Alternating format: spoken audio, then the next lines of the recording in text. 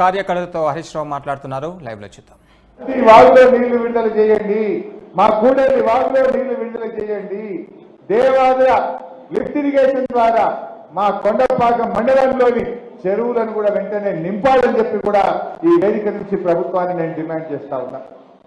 ఇప్పుడు తెచ్చుకోలేదా మనం? తపాస్పల్లి నుంచి కాలువ ద్వారా నీళ్లు తెచ్చి కొండపాక చెరువులు నింపుకున్నాం. ఇప్పుడు కూడా అదే పద్ధతుల్లో నీళ్లు ఇవ్వాలని చెప్పి కూడా నేను ప్రభుత్వాన్ని ఈ సందర్భంగా కోరుతా ఉన్నా.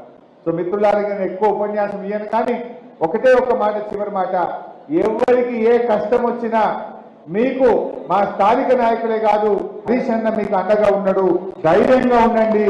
ఏ ఆపద పడ్డా, కష్టం వచ్చినా, దవాఖానైనా తప్పకుండా ఆ భగవంతుడు ఇచ్చిన శక్తినంతా ఉపయోగిస్తాం. మన కేసీఆర్ ఉంటాడు.